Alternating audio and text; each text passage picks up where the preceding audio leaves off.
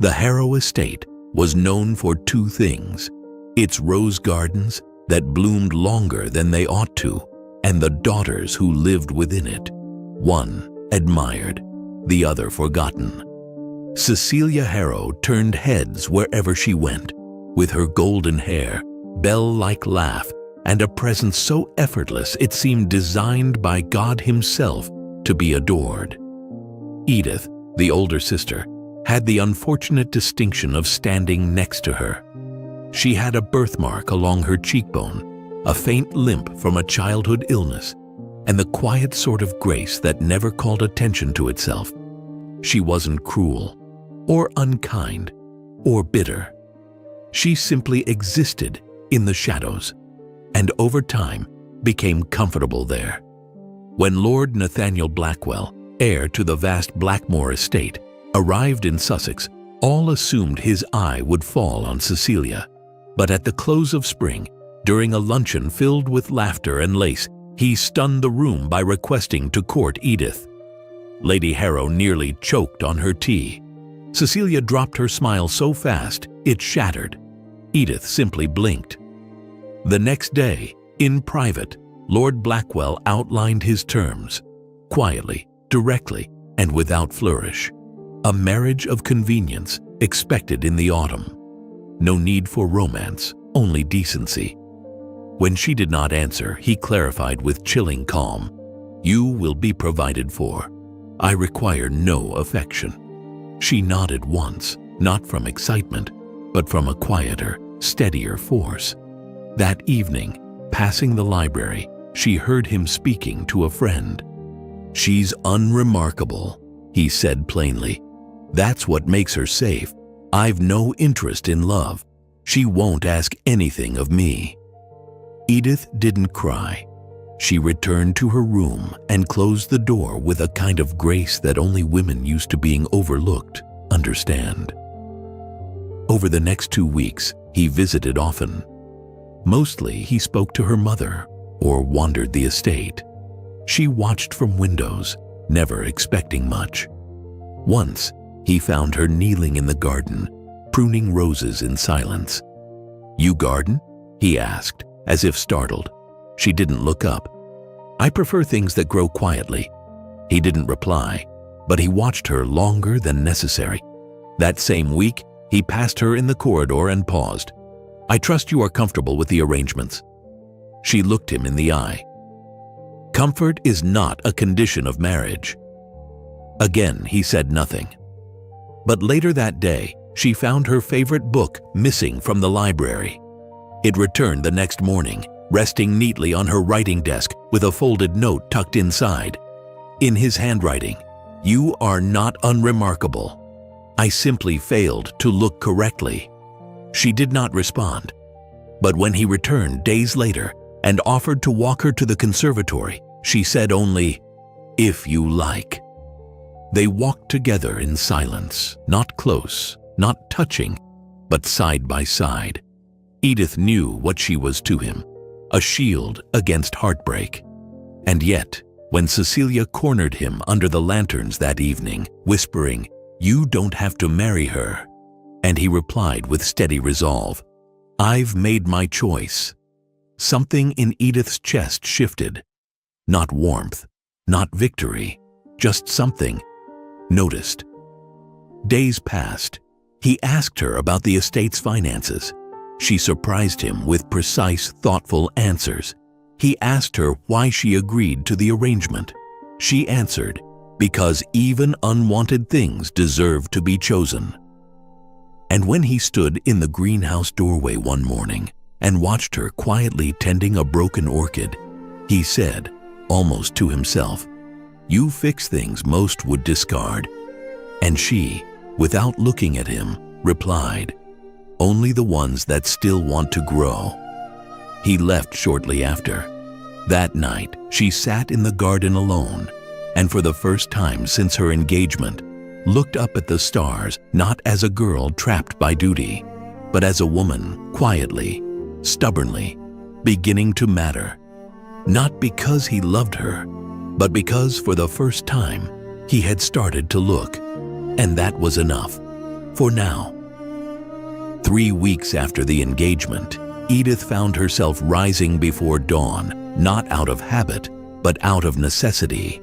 Her mother had grown more tense with each passing day, and Cecilia's silence had become a weapon wielded in every shared room. Nathaniel, now visiting more regularly, spoke in clipped but polite phrases, never unkind, never warm. Edith did not mind the lack of affection. What unsettled her was the precision with which he avoided it. He spoke to her as one might speak to a steward, respectful, reserved, and entirely detached. And yet, something began to change, not in words, but in glances. One morning, she stood beneath the yew tree near the stables, brushing mud from her hem, when Nathaniel passed on horseback. He reined in for no reason she could see, merely watching her for a long moment before tipping his head and riding on. The next day, he asked her opinion on a tenant dispute regarding the eastern fields. She answered plainly. He seemed surprised, then thoughtful. Days later, he invited her on a walk without an audience. They spoke of nothing consequential: weather, the stubbornness of horses, the cost of glass. But the silence between their words softened. He asked what books she read. She asked why he avoided the piano. He told her, quietly, that music reminded him of someone who lied. She did not press. That evening, he brought her a book she had mentioned in passing, a rare volume of essays she hadn't seen in years. He did not say anything as he handed it to her. He simply placed it on her reading chair and left. The next morning, he was in the garden before she was, sleeves rolled, helping the gardener lift a fallen arch trellis. She paused on the steps, watching. He glanced up. "It looked like something worth saving," he said. She did not reply, but that evening she left a ribbon-wrapped bundle of lavender on the piano bench in the drawing room. He found it. No words were exchanged. That was their way now. Quiet gestures, things left behind for the other to find. The following week, Cecilia returned from a visit to a cousin with sharper eyes and crueler observations. At dinner, she remarked loudly how strange it was that Nathaniel spent so much time discussing crops and tax ledgers with Edith. "Isn't that dreadfully dull?" she asked. Edith said nothing. Nathaniel looked across the table and said simply, "Not at all." It was the first time he'd ever defended her in public. Edith did not thank him, but she met his eyes, and something passed between them, unspoken, soft, and undeniable. A few days later, as rain lashed the windows and most of the household took to their rooms, Edith stood beneath the portico, holding a lantern and watching the water run through the gravel paths. Nathaniel joined her without a coat, without warning. "You'll catch cold," she said. "So will you," he replied. She turned toward him and asked, without pretense, "Why did you choose me?" He didn't answer at first.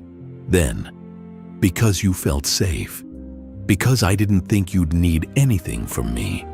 Her voice remained calm. "And now?" He looked at her for a long moment. "Now I wonder if I'm the one who needed something all along." The rain softened. The wind stilled. She looked away first, but not because she wanted to.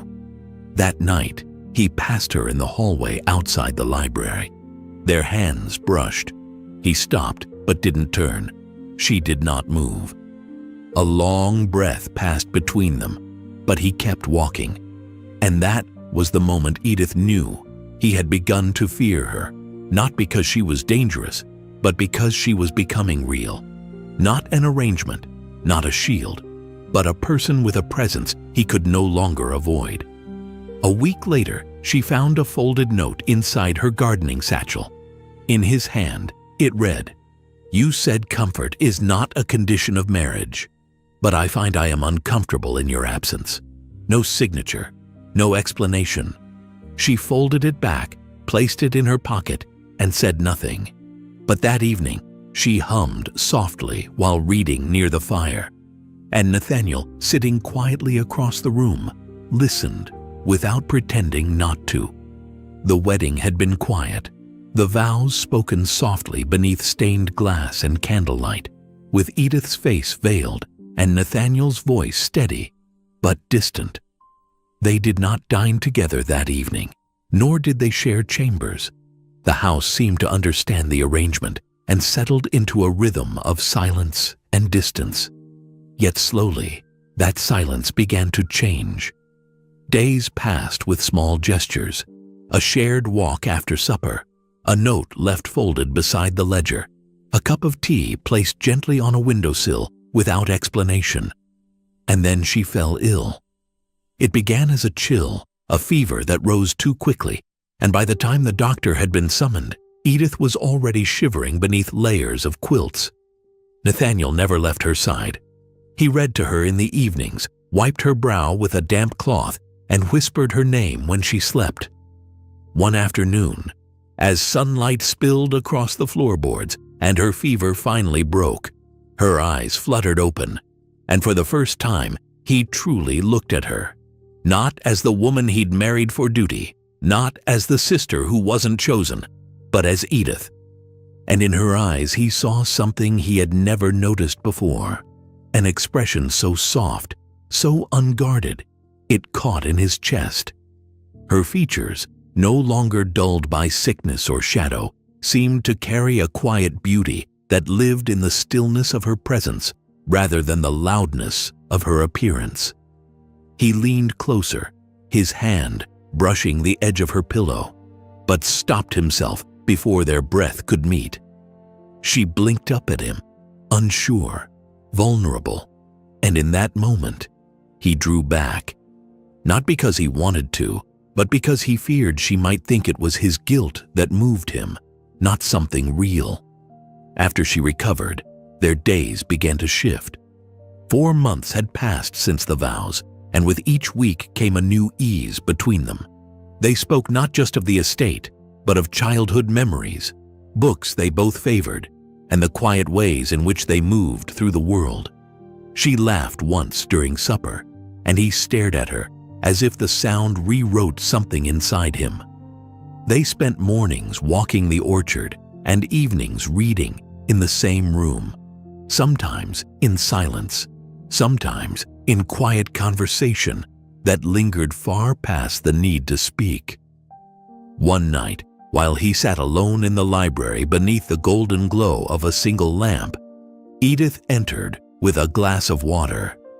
She did not speak at first, simply walked toward him with a grace that had become second nature. But when she handed him the glass, he caught her wrist gently, not with force, but with intention. Her eyes widened. He stood slowly and said her name in a voice he had never used before. "I owe you an apology," he began, jaw tight, eyes fixed on hers. "I married you out of fear. I thought if I chose someone who asked for nothing, I could avoid everything. But you were never nothing, and I think that might be the greatest cruelty of all." She didn't speak, but her lip trembled. He stepped around the desk, still holding her arm, and drew her into the soft space between them. "I've wronged you by being near and not with you, by needing you and pretending I didn't." Her breath hitched and she looked away.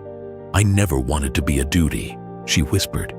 "You never were," he said. "You became my clarity." And then her composure broke, years of dismissal and restraint rising to the surface in silent tears. She wept, not loudly, but fully, shoulders trembling beneath his hands. He said nothing more. He did not kiss her. He did not press his cheek to hers. He simply wrapped his arms around her and held her as if that was all he had ever meant to do. And in that quiet room, with only the fire crackling and the dust of unspoken things hanging in the air, something between them finally settled. Not into passion, but into presence.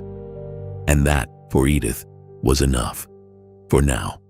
The days after the night in the library unfolded like silk, slow, warm, and threaded with something unspoken that neither dared define, but both felt as surely as breath. Nathaniel no longer watched her from across the room. He looked at her directly now, openly, as if seeing her was something he had been denying himself for too long. And Edith no longer waited to be invited. She entered rooms like she belonged there. They didn't discuss the tears she shed in his arms that night, nor the way he had held her like someone precious. But the silence between them had changed. It was no longer the silence of strangers. It was the silence of intimacy. By the 5th month, their routines had become rituals. Breakfast shared in quiet understanding, letters read aloud by the fire, a shared glance across the table that lingered a breath longer than it should. One afternoon, as the wind curled around the eaves and the orchard leaves fell in rust-colored waves, Nathaniel found her in the greenhouse, arranging pots with dirt-covered hands and a strand of hair falling into her eyes. He watched her from the doorway, arms folded, lips parted slightly. "You make this place feel alive," he said. She looked up. It never died. It was just waiting for someone to notice. He crossed the room and reached for the strand of hair, brushing it back slowly, deliberately, his fingers grazing her cheek. She froze, not in fear, but in something far more dangerous, hope. He didn't step back. "I think I was too." She didn't breathe for a moment. Then she said, softly, "So was I." That evening, they didn't sit in opposite corners of the room. She sat beside him, close enough for her skirts to brush his, and he turned toward her with a question in his eyes. One he had no words for yet, but she answered it anyway, placing her hand lightly on his.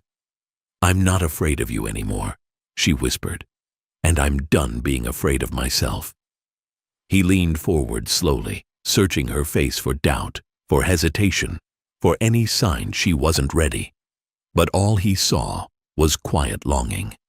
His hand cupped her cheek, gently, reverently, as though she might shatter if he moved too quickly. And then finally, he kissed her, not out of duty, not from guilt, not as a husband fulfilling obligation, but as a man who had fallen for the very soul he once overlooked. She melted into him, not with desperation, but with a kind of relief, like something long buried had finally been unearthed. When they parted, their foreheads rested together, and he whispered, "I should have chosen you with my heart, not my fear." She smiled, tearful and radiant. "You did. You just didn't know it yet." In the months that followed, they were no longer two people performing a marriage. They were a man and woman in love, flawed and healing, learning each other's rhythms. He brought her coffee in the mornings. She tied his cravat without being asked. They touched in passing. They laughed in the garden. They kissed like they were always meant to, but simply needed time to find the language. And by the time spring returned, no one in the village referred to her as the plain sister anymore. They called her Lady Blackwell, the one who softened a hard man's heart, the one who taught him how to love without fear. And Nathaniel, who had once chosen a wife to avoid love, could no longer remember what life had felt like without it.